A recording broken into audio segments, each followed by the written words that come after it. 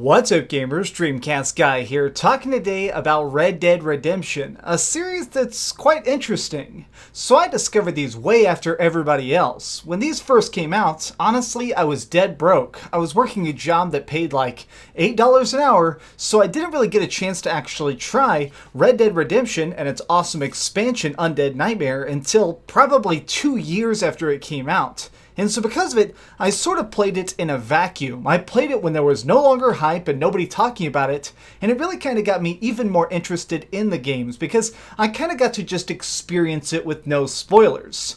I had no idea what was going to happen, and because of it, I kind of just got to sit back and take it like a train ride through the Wild West. It completely sucked me in, and I was addicted for an entire summer to trying to get every single item, do every shootout, and win every card game I possibly could.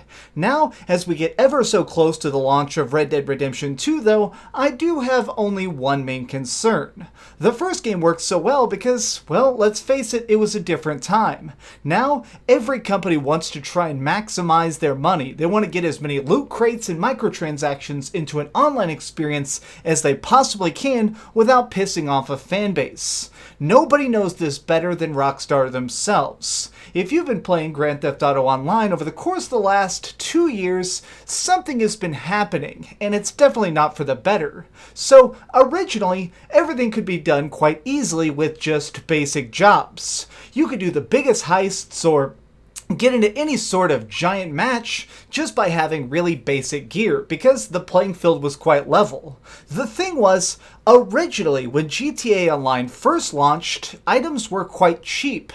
Even the best car with maximum upgrades could be gotten for about $500,000. As time went on though, something seemed to morph. The entire methodology of the game became a lot greedier. Most people think this is because of the CEO of Take-Two Interactive. That's the people who own Rockstar Games. He in an interview said, "I feel like we're under-monetizing our games. We need to try and get more profit per player."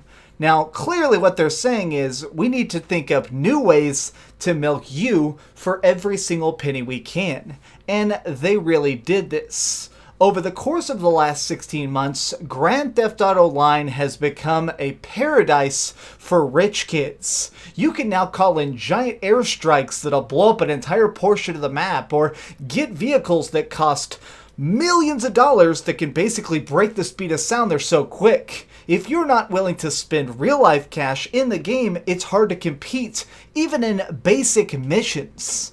Now my fear is that we're going to see that in Red Dead Redemption 2, because they have already stated on the record that we're going to be seeing monetization and microtransactions in Red Dead Redemption 2.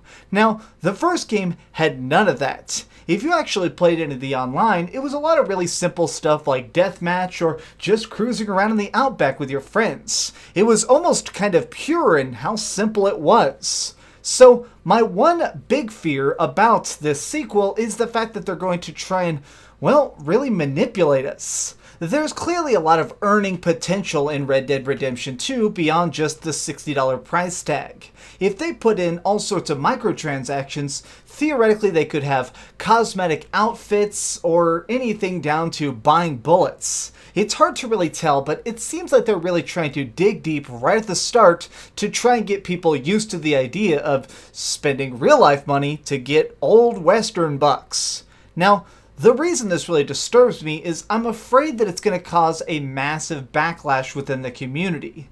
As of now, Grand Theft Auto 5 is now the highest profiting piece of media ever. Notice I say piece of media. That one game has earned more profit than any book, any movie, any album, or any game. All of those combined cannot compete to the singular Grand Theft Auto 5, and that's because of GTA Online. But there's a downside to that. A huge part of the fan base has quit, myself included, as they've ramped up the microtransactions and loot crates in an effort to try and make as much money per player that just kind of pushed away the casual audience. I'm somebody who used to log into that game all the time in order to do the races specifically. I liked having my cool little Lamborghini with a couple $1,000,000 under the hood, and cruising around the weird tracks and stuff was a blast. But as soon as people started having cars with literal rockets on them and motorcycles that have wings that can fly through the air, a normal player can no longer compete. It ruined my fun while increasing their paid fun. Now, I have deep concerns that we'll see that in any way in Red Dead Redemption 2. Now, the reason I say that is because this game works really, really well because of just how bare bones it is. It is a really good representation of the brutality of the Wild West. Going around, getting into trouble, and trying to just recruit a gang of badasses. It's so almost wholesome in its messed up way. But if right at the start, they're trying to put in something that's really expensive and basically requires you swipe your credit card, it could kill the online community right at the start. And I'm serious, that is something that could legitimately happen. In the past, the more games that come out right at the start with paid loot crates, they have a massive falling out. People don't want to get invested emotionally in a game that requires you to invest financially. Now, I do want to say, from everything I've heard about Red Dead Redemption 2, it seems like it's going to be a really epic experience. Some of the stuff that's been talked about by people who have gone and played the early build of it is it's going to have a version of heists. Things where you're robbing banks or trying to take over a train, and there's going to be multiple ways you can do it. From having somebody be a distraction or taking somebody hostage. Different branching paths to make sure each of these chaotic situations plays out in a unique way. Now, that alone seems like it's going to be incredible, but I think it's going to be mostly badass when it comes to the story. It's going to be really cool seeing this stuff unfold in the single player. Reading about it, though, makes me think about what happened with the heists in GTA Online. After a while, some of that stuff was so difficult that if you weren't spending a lot of real-life money, beating them was downright impossible. Rockstar Games is in a bit of a weird place because they don't really even need our money at this point. They have made so many billions of dollars that they could give Red Dead away for free and still probably be okay. But I can tell that they're trying and top the profits made by GTA 5. This is a company that's constantly wanting to grow and expand, so I'm only slightly nervous about the fact that we could see them, well, sort of selling out. Rockstar themselves absolutely love making good games. They always cram them full of good humor and deep satire and some of the best driving controls and shooting mechanics of any game ever made. But let's face it, their parent company, Take-Two, are kind of like Darth Vader in space. They like to try and do anything they can to rule the universe. So, while I am worried, let's face it, the base game, if nothing else, is going to be absolutely epic. I will say, when I review this game, if there are any microtransactions that affect the single player or multiplayer's gameplay in a big way, you can guarantee that I'm going to be taking off points of the final score, because I feel like that stuff cannot be tolerated.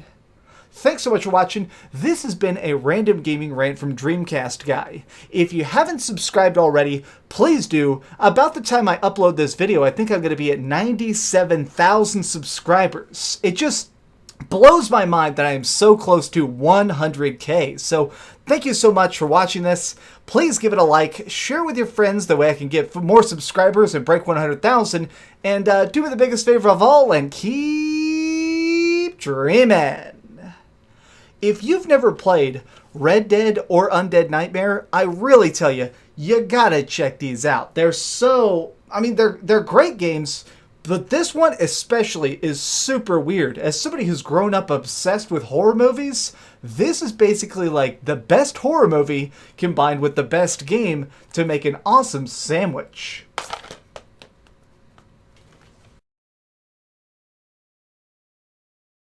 Oh, hey! I was just playing a little bit of Grand Theft Auto on my Darth Vader PSP.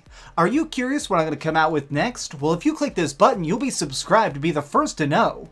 Also, if you click over here and here, you can see my latest review and my latest top 10. I promise, it was super good. Or it was really bad and I'm sure you can just make fun of me in the comments. Either way, it'll be a lot of fun. Thanks so much for watching.